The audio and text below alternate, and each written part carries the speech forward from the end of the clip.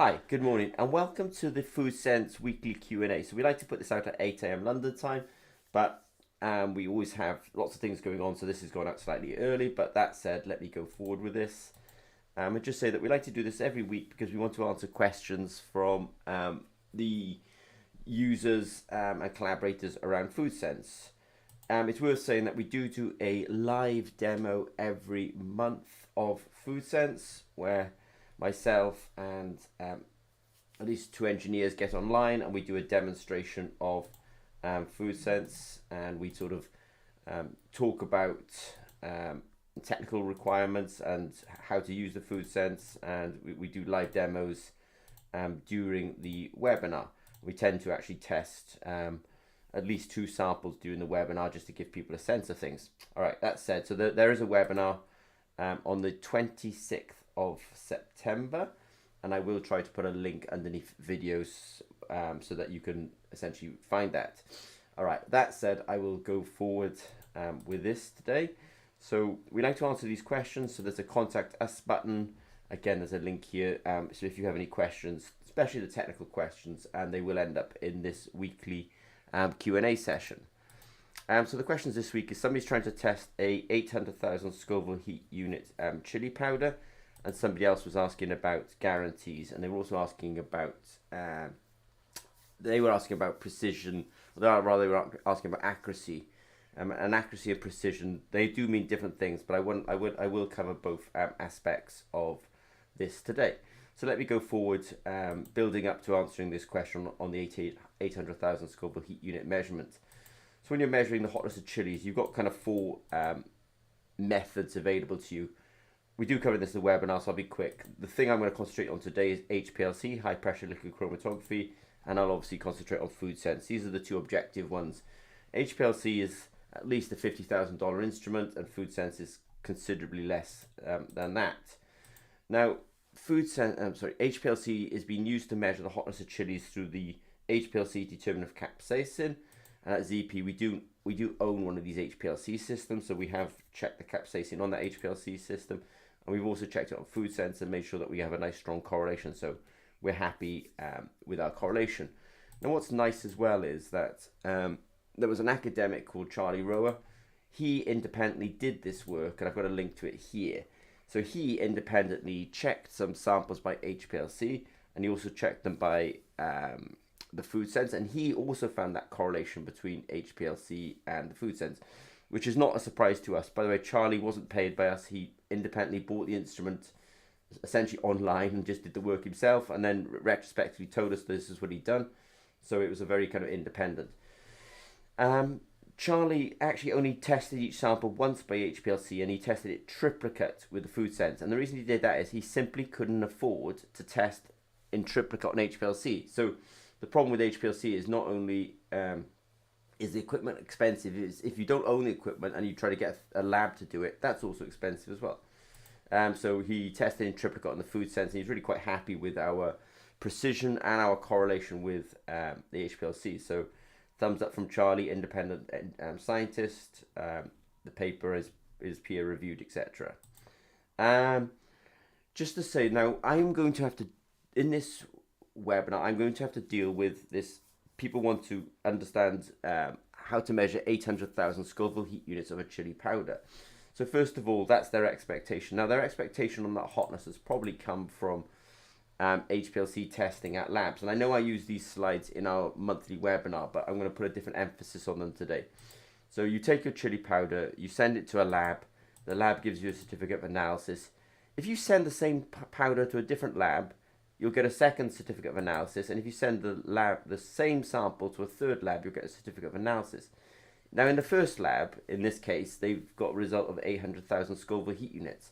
If they say to send the same chili powder to another lab, they'll get a different result. And if they send the same chili powder to a third lab, they'll definitely get a different result.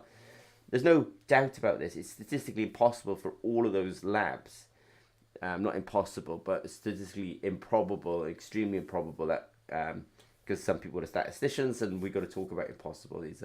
But one lab, yeah, sure, it'll give you a certificate of analysis of 800,000 Scoville heat units. But if you go to other labs, you will find that actually they will all give you different results. So none of them will hit exactly the same result. So you've got to be careful when thinking that something is 800,000 Scoville heat units. What you're marking that against is a certificate of analysis from a lab. What you'll find is that lab will give you the certificate of analysis but no errors.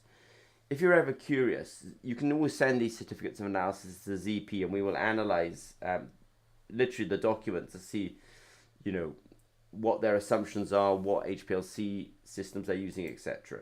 All right. Now, if you send the same sample to the same lab on 3 different occasions, what you're going to find, so on the previous slide, it was same sample, different labs. This time it's same sample, same lab, but I would label them up, the samples up differently. Sure, one of them will come back 800,000 Scoville heat units. The other ones would be different.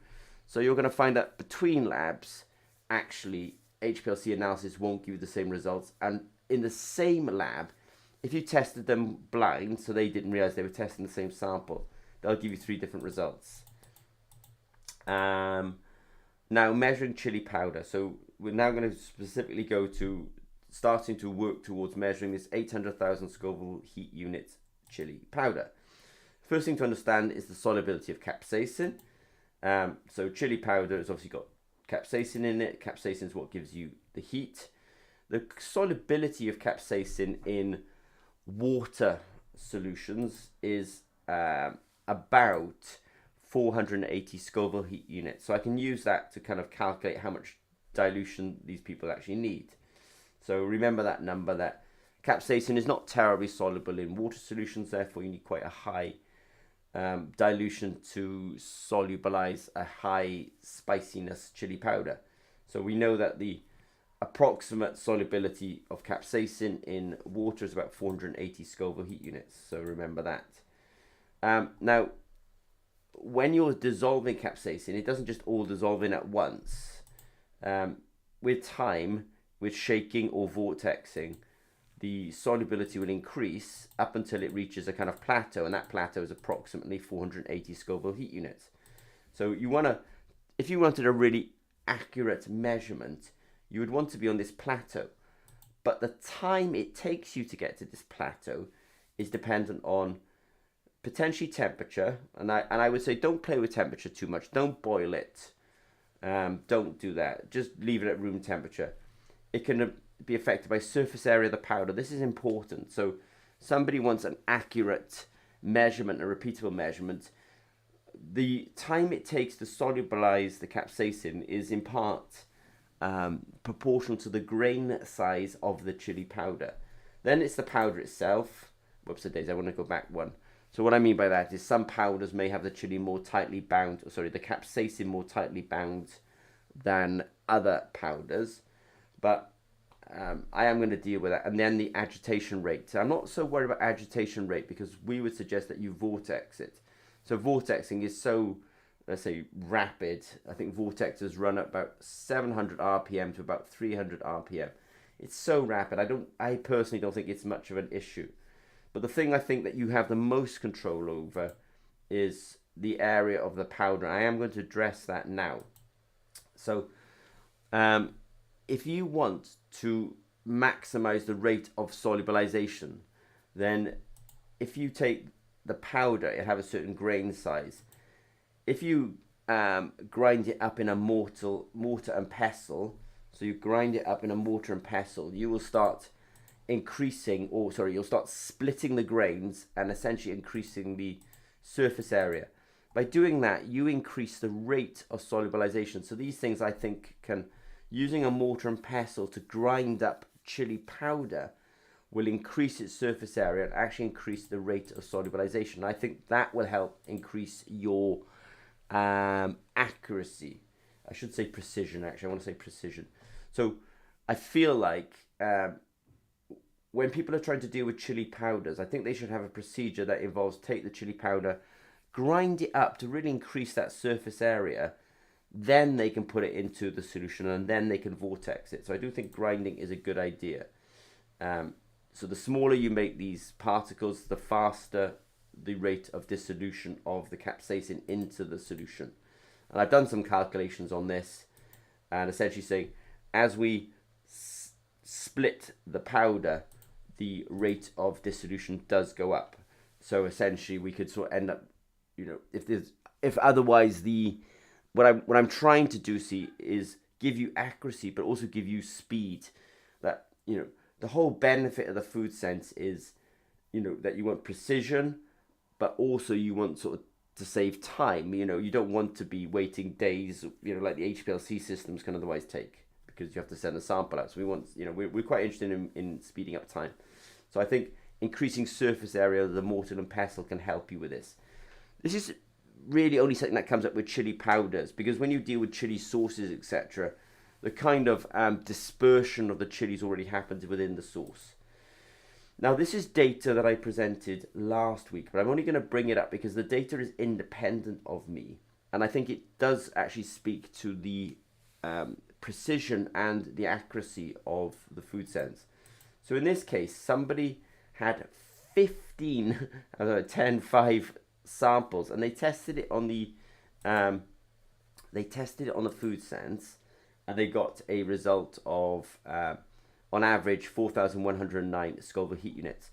Now, I know this is not the 800,000 Scoville heat units that we are today talking about, but here they were able to show, look, I did multiple samples and I got a good repeatability. They were also unusual. I actually tested it on the HPLC, and they got a score of 6,345. So it was a difference of 2,000 on average of 2,236. Now, I did say to them last week, this is just a side note and not, but the human tongue, if you do organoleptic testing, you can't distinguish 2,500 Scoville heat unit difference by the human tongue. And I said to them, Tabasco, when they ship that Tabasco sauce, which is quite popular, they ship it between 2,500 and 5,000 Scoville heat units. So it tells you that it's an anecdote that says, look, people can't distinguish when something's 2,500 or 5,000 Scoville heat units. Now, what I'm showing here is the way that they actually got repeatability, but they had an offset from the HPLC. But what I was able to say to them was, and I think essentially I was correct, that I think the FoodSense is accurate. I would, because I'm the manufacturer, and I think that their HPLC has an offset on it. Then you could argue, well, it's the HPLC that's accurate and the FoodSense has the offset. Well, one of them has an offset, okay? We've obviously tested it. We've had it independently tested. We've shipped hundreds of these units at this point. So I'm pretty confident in the technology. But I said to them, I do understand that you want to align with your historical HPLC. So I have no problems with that. So I came up with this very simple formula that said, you can predict the HPLC result by doing the fast FoodSense result and just adding 2,236 Scoville heat units to that. So then what I did is I took all their data and just all their FoodSense data and just added 2,236 to it. And I got these results, 6,053, 6,594, 6,060, and then compared it versus the original HPLC results. And the errors, so that this was the original HPLC result, this is now the adjusted FoodSense result, and these are the errors. These errors are like, the worst of them is 7%, there's a minus 1% here. If I just average them all up, I realize I should have averaged them up as a magnitude. But anyway, I averaged them up, taking account of this. I didn't take account of the signs, I should have. But so approximately, it was pretty accurate. Now there, I was able to say to them, look, I believe in FoodSense, but I understand this is HPLC. I understand you've got an offset between the two of them. We have sold hundreds of these. We've independently done our own, let's say, comparison with HPLC. Charlie Rowe has done his own work. I'm pretty sure that we're accurate. But sometimes, if you use a different analytical technique, you can have an offset. But there, I was able to show to them, look, we can actually make this.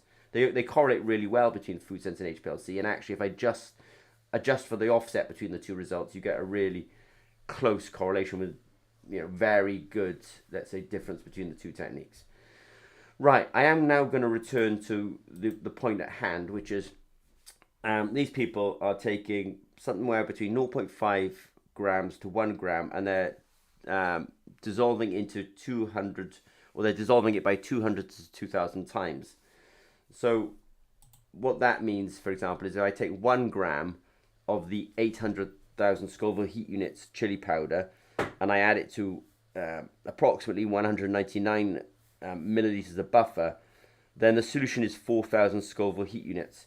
Remember what I said earlier on, that actually the solubility of chili of capsaicin is about 4,800. So this calculation here tells me that if you do a 1 in 200 dilution, if you think your Scoville heat unit is 800,000, you essentially are saturated and you need to increase the dilution, which is what they've done. So if they took 1 gram of their powder and they added it to 1,999 milliliters of buffer, which is a massive amount of buffer, and I will deal with this in a minute. But they essentially diluted it by, and I made a mistake here, I'm just going to correct it. Let me just correct this very quickly. And they diluted it by essentially 1 in 2,000. Then they end up with a 400. I'm just going to check my... They end up with a 1 in 2,000. I should be very precise about this. Dilution, which means that they have 400 Scoville heat units. So the 1 in 2,000 dilution, I agree, that's the correct dilution to be doing. Now, I'm very thoughtful that you really have to save buffer. You know, I don't want these tests to be expensive for people. And if the buffer is... If the buffer is proving, by the time they've got hold of the hardware and the buffer is proving to be expensive, we need to talk about it, because I don't want that to be a problem. But you have to save buffer, and it's always good to save resources anyway. So how are we going to do this? Well, I say to them, look, you need to save this buffer a bit. So take 0.05 grams of chili powder and dilute it in 200 mils of buffer. So that's a 1 in 2,000 dilution. So I call that sample 1. So take the powder. It's probably a good idea to mortar and pestle it so that you actually increase the surface area. And then dilute it in 200 mils of buffer. That was, sorry, not 200 mils, I'm so sorry, 20 mils of buffer. So 0.05 grams in 20 mils of buffer is a 1 in 2,000 dilution. That prepares sample 1. Good. Vortex sample 1 for 3 minutes. Good. Test sample 1 on 5 sensors. So take a sensor, put about 50 microliters onto the sensor, test it, finish the test, write down the result, take the sensor out, put another sensor in, put the sample back on, 50 microliters, test that, take the sensor out and test it 3, 4 and 5 times. So test it once, twice, 3, 4, 5 times, and then send the results either to Ensol, who are their distributors, or send it to ZP.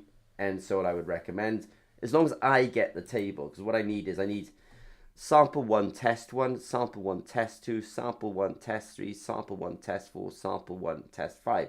I need those results, because what I'm basically looking for, let me just stop that for a sec. What I'm looking for is to understand your repeatability, because as long as I can establish your repeatability, then I can deal with, essentially, that's precision. It helps me with precision, and then it will help me deal with your accuracy. But I need to, first of all, I need to quantify your repeatability, which, you know, from the previous week, obviously, I saw that, you know, the person had excellent repeatability. So question number 2, this is a completely different question. Somebody's looking to become a customer. They've asked, what's our guarantee? Well, we'll guarantee our hardware for 1 year.